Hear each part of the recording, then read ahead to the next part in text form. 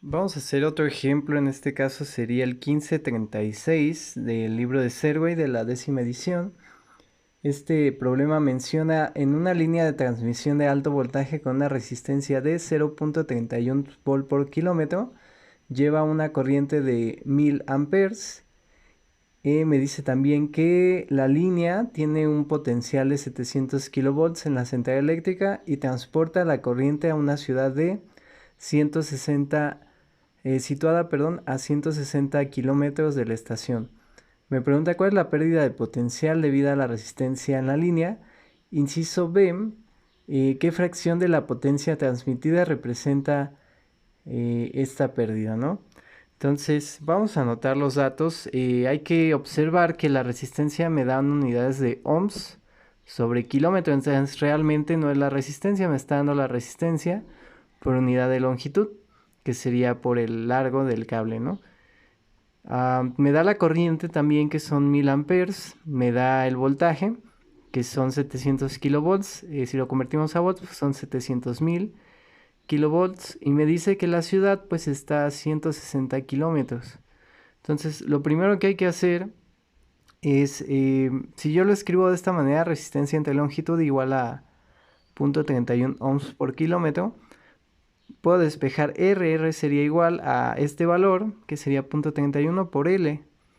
Entonces, si sustituimos, L vale 160 kilómetros, se eliminan los kilómetros y me quedarían ohms, que eso realmente pues sería una resistencia y sería igual a 49.6 ohms.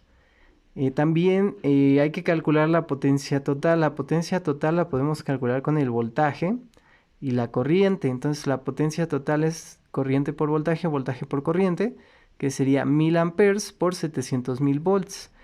Ya lo convertí, me daría 700 megawatts, le quité 6 ceros para ponerle el mega y dejarlo en watts. Recordemos que ampere por volt me da watts. Entonces, ahora nos pide también la potencia de la resistencia. La potencia de la resistencia, pues tengo que calcularlo. Aquí podrían cometer un error si lo calculan con la resistencia y el voltaje. Recuerden que la corriente pues tiene que pasar por todo el alambre, ¿no? La corriente es la carga por unidad de tiempo, entonces tiene que pasar por el alambre, por lo cual vamos a calcular esta potencia como corriente al cuadrado por la resistencia. La corriente es 1000 amperes al cuadrado por la resistencia, que serían 49.6. 1000 al cuadrado son 10 a la 6, que realmente eso representa mega. Ampere por, bueno, ampere cuadrado por ohm me daría watt.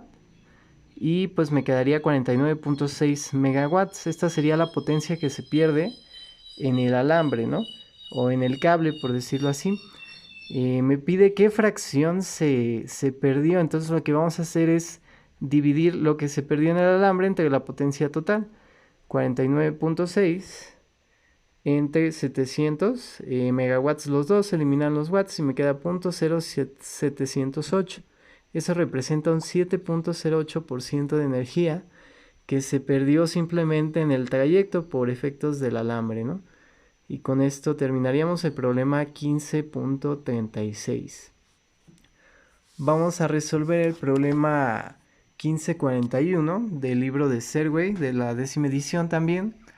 El problema 1541 menciona un cable de cobre está diseñado para transportar una corriente de 300 amperes con una pérdida de potencia de 2 watts por metro. ¿Cuál es el radio requerido de este cable? Aquí vamos a usar dos temas, este tema de potencia, pero también el tema de resistencia en base a la resistividad. Entonces me dice que tengo una corriente de 300 amperes. Otra vez hay que tener cuidado con las unidades. Me está diciendo que la potencia es watt sobre metro. Realmente me está dando la potencia por unidad de longitud. Entonces lo voy a representar de esta manera para poderlo resolver. Y me está pidiendo el radio del alambre, que específicamente me dice de qué material es, que sería el cobre.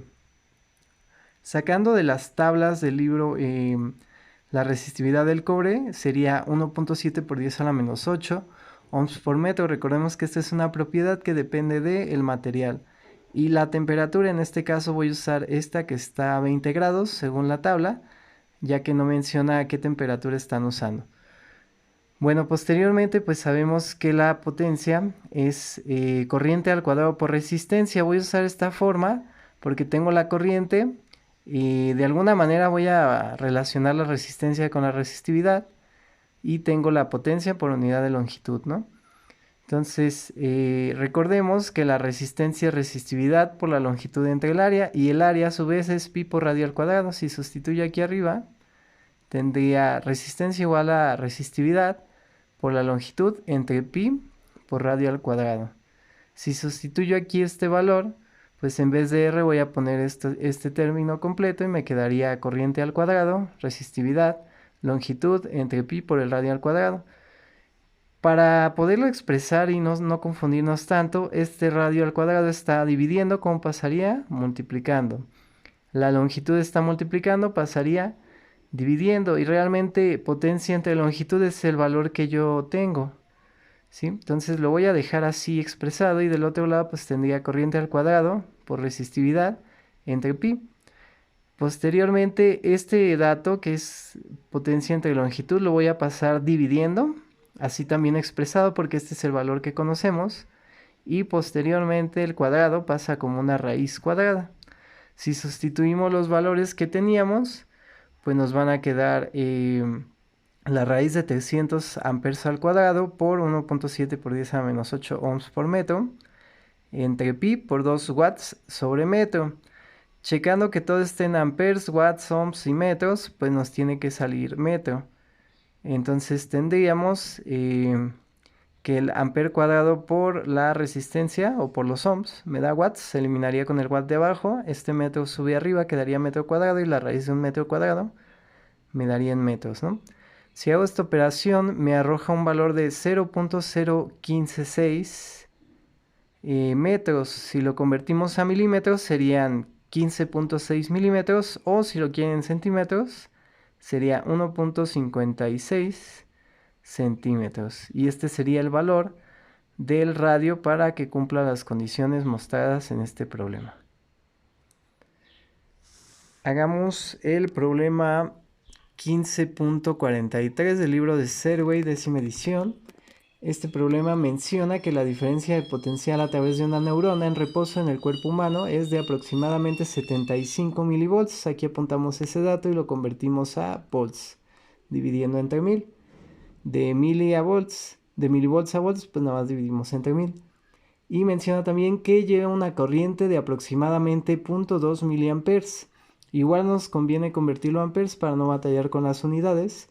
Tengo que dividir entre 1000 de la misma manera y me queda 0.000, perdón, 3 ceros y un 2 amperes.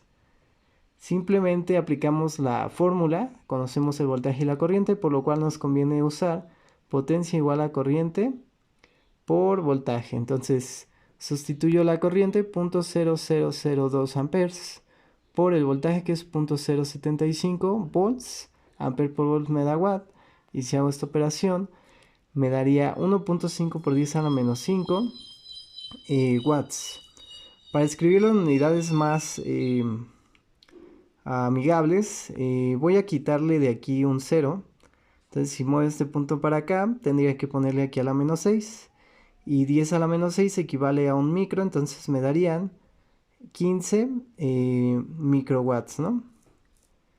Y este sería el resultado de este problema.